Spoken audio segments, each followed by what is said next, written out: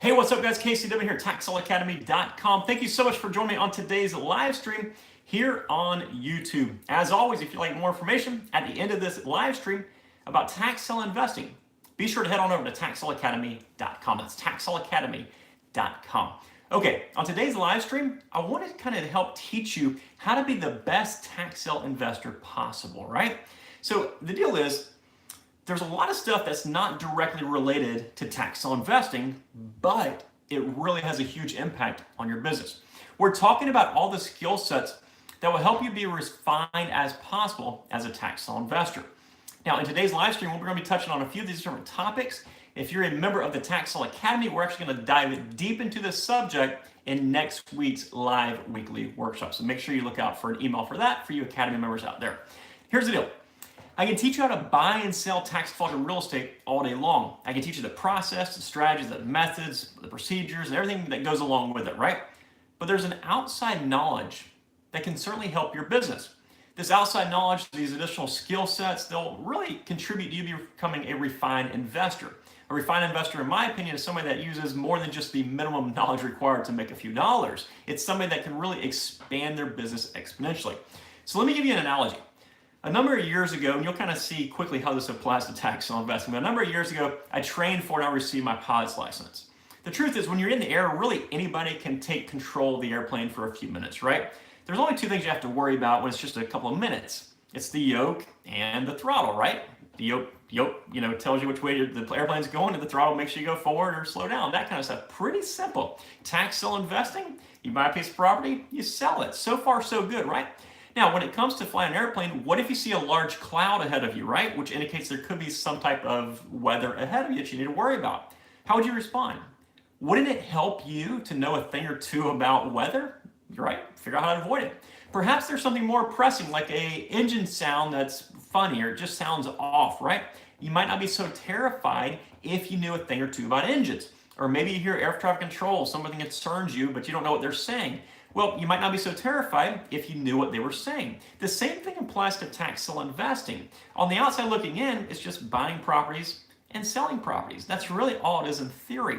But there are a number of outside factors that really have an impact on your investment.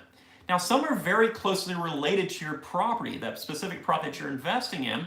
It could be like HOA or POA issues. Maybe the association just falling apart, or they're in debt or going bankrupt, right? That could obviously impact your investment. What about like city or county ordinances? That's another that can impact your investment. Water bills, soil issues, foundation, mechanical issues, that kind of stuff. Then you have another layer that's not like exactly related to that specific property, yet it has a huge impact on that property. We're talking about things like the desirability of the neighborhood, the current market supply and demand in that area crime rates, the school systems, local job markets, that kind of stuff. And then there's another kind of layer, kind of a 30,000 foot view that really, when you're looking at that specific property, doesn't have anything to do with that specific property, but because of these things I'm about to name and a whole bunch of other ones, it does have a huge impact on you and your investment. And we're talking about things like the available mortgages that are out there, the US economy in general, tax incentives like mortgage interest deductions, maybe tax penalties, the current interest rates, new lending regulations, things like the Frank-Dodd Act or the Dodd-Frank Act, stuff like that can really have an impact on your investment. The deal is, though, that there's so much that you can't control. I mean, you have no control over the interest rates that are set, for example. But if those interest rates go up too much and you're targeting first-time buyers, that means that their monthly payment's going to go up and you're going to have a smaller pool of buyers to buy your flip that you purchased at the tax auction that you spend much money remodeling. So it's just the stuff that you really need to think about, right? Here's what you can do. Even though you can't control it, you can at least educate yourself. Just like flying an airplane is more than just a throttle and yoke, tax sale investing is more than just buying and selling. It's not just knowing the process, making a bid and then reselling the property. You need to be able to take the time to educate yourself on more than just, tax sale investing. A lot of people get tunnel vision on the actual tactics in the process, how to get auction, how to research all this stuff. All that stuff is very important. It's crucial to be successful. But there's a lot of outside factors that play into it that you really need to understand it as well. There's a number of different ways you can do this. And like I mentioned, if you're an Academy member, we're actually going to go deep into this specific subject on next week's live workshop. So Academy members, make sure you pay attention to your emails so you don't miss out on this workshop. So in this live stream, We've got about 5 topics I want to go over with you guys really quickly, whether you watch it now or you're watching it in the future, okay? But these are all topics that don't really seem to have a direct impact on the specific property, but it'll really impact your investment. So the first one is loan programs, right? When you're buying or selling a piece of property, when you're a buyer, you're either going to pay cash or you're going to get a loan. The most popular ones are going to be the seller-held loans, conventional loans, VA, FHA, or USDA loans. Now, if you can tell me the difference between each of these loans, that's great. If you don't know the difference between these loans, my suggestion is to start learning, because that could really impact your investment.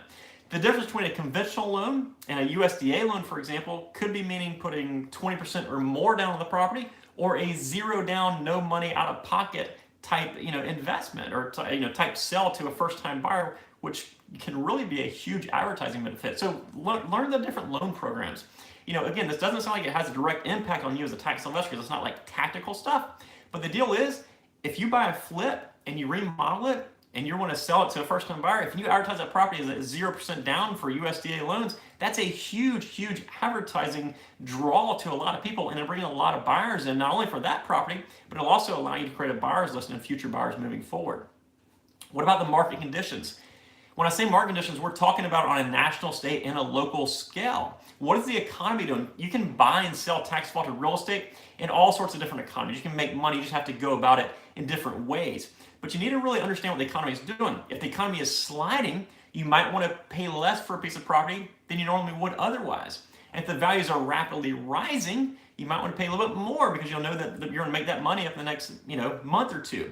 What you can do here is you can read articles from like Wall Street Journal, your local business magazines, your local newspapers, realtor associations, large banks, that kind of stuff. Of course, every article you read when it comes to the media, make sure you take it with a grain of salt. But what you need to do is watch for trends. Listen to what the market is telling you. Watch the different numbers. If you start seeing trends, maybe adjust your investment objectives that way. Another one involves the legal side.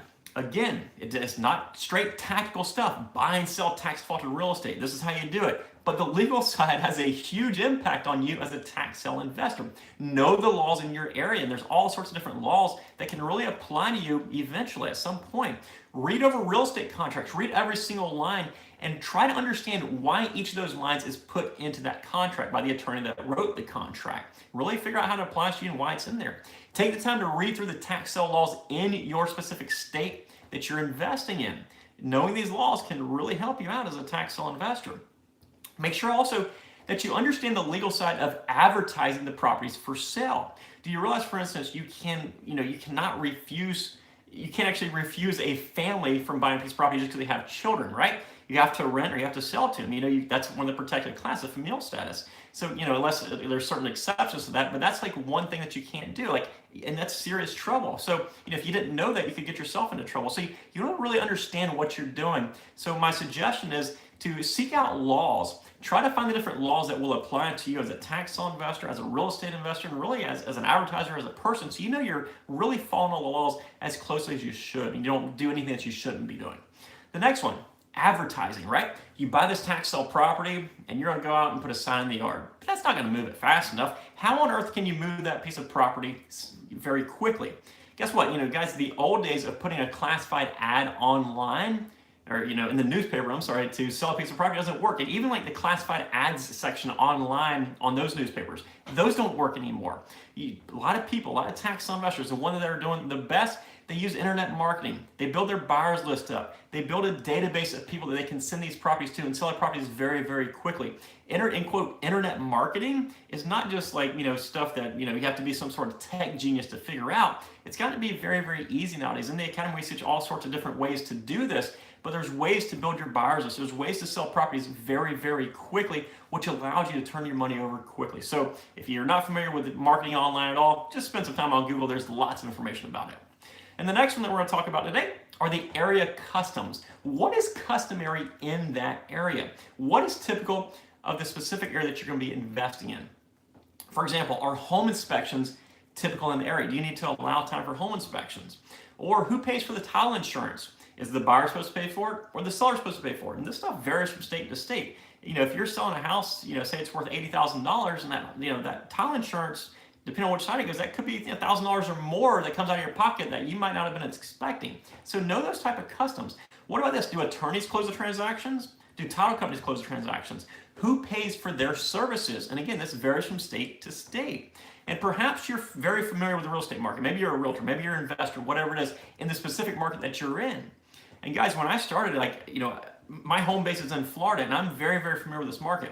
But when I started investing in other states a long time ago, 13, 14 years ago now, what I quickly realized is that I might be the expert in my home county, but when I moved outside to a different state or a different county, things changed. Things are different. Things that I thought that I knew exactly how they went, that's not how they go. So again, guys, these are just a few things, a few skills, a few different resources that you can look up that you can help apply to your tax sale investment business. This is not the type of stuff that is very tactical. Do this, do that, that's going to make money tax sale investing. But this is the stuff that will kind of really help build your business over time. The main message behind today's live stream is that there is so much more to tax sale investing besides buying and selling. I want you to understand that you can and should acquire many different skill sets, and you should learn anything you can possible and figure out a way that it can be applied to tax sale investing. And the deal is there's also a good chance that you already have a skill set or two that can help your business. Perhaps you're a plumber, right? That's great. And it can help you figure out different plumbing issues on a piece of product that you buy. Maybe you say, listen, I don't have any real estate experience, no construction experience, I'm a bookkeeper. Well, guess what, guys? When you buy properties, you're gonna have lots of paperwork, lots of numbers floating in and out. You have to figure out how to organize them. That's a huge skill set that you can apply to your business. The odds are, if you've been around at all, you've been in business, worked for anybody, whatever it is, I promise you have a skill set that you can apply to your tax sale investment business. So here's the truth. Learning all the mechanics, the strategies, and the processes behind tax sale investing will help you start and grow your business. You can make some money just knowing the tactics, right? The basics, right? But learning as much as you can about the stuff that's either directly or indirectly related to your business, like the topics we discussed, is stuff that'll really help you grow exponentially. So take the time to educate yourself on all aspects of tax sale investing and real estate investing in general, and then apply that to your tax sale investing business. The more educated you are in your business, the more successful your business will become. That's all I've got for today's live stream, guys. I did see a couple of questions pop up, and I can't actually see it on the screen that I am right now. So what I'll do is once I close this out, I'll respond to you guys in personal comments below this video, guys. So I really hope you've enjoyed this live stream. For more information on tax sale investing, be sure to go on over to taxsaleacademy.com. If you haven't yet picked up my new book, Tax Sale Playbook, input your information. The book itself is free. We just ask that you help us cover shipping. And you can do that again on taxsaleacademy.com. Hey, have a wonderful weekend, guys. Take care. Bye-bye.